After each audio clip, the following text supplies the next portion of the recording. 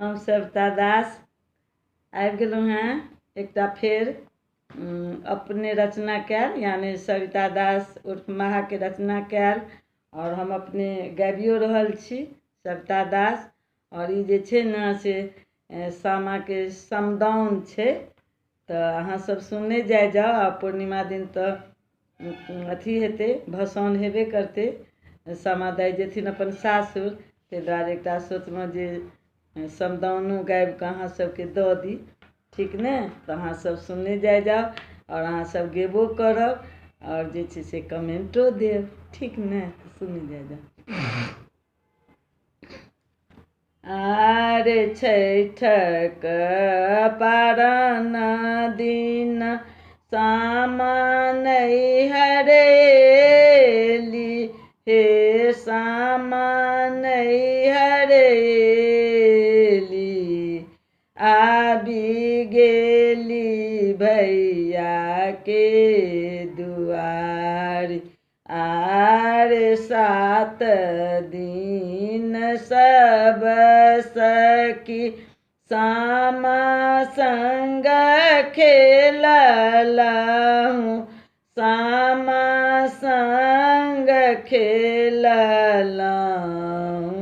आई सामा जाएती सासुर, आरे आई पूर्णिमा दिन सामा के विदाई हैत, सामा के विदाई हैत।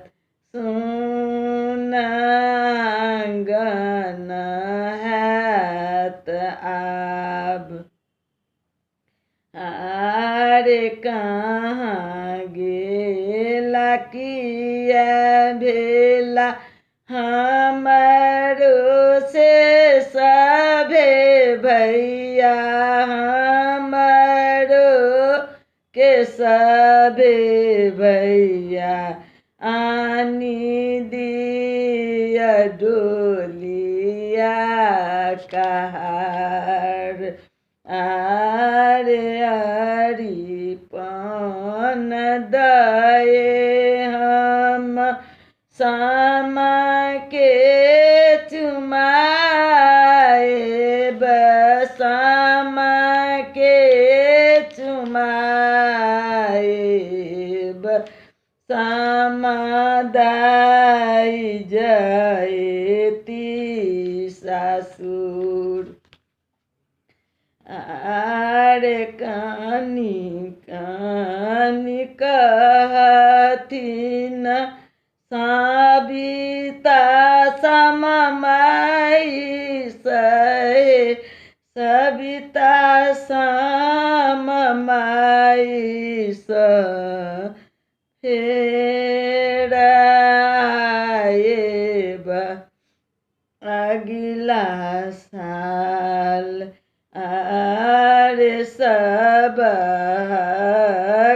भाई बहिन के देने जइयौ सामा माई, देने जइयौ सामा माई, देने जइयौ अपन आशीष। आरे सुनु सुनु सामा माई हमरो बचनिया हे, हमरो बचनिया।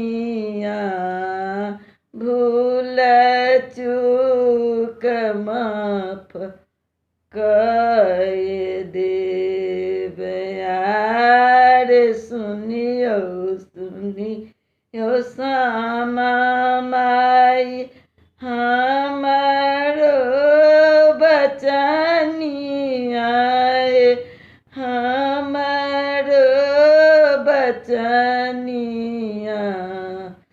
सबके आशीष देने जा। बहुत बहुत धन्यवाद अहाँ सबके। आब जेहन लागे कमेंट बॉक्स में देव। हमरा समदाउन नहीं गैल होइत रहिए, तैयो हम गाबि के सुना देलहुँ, ठीक ने।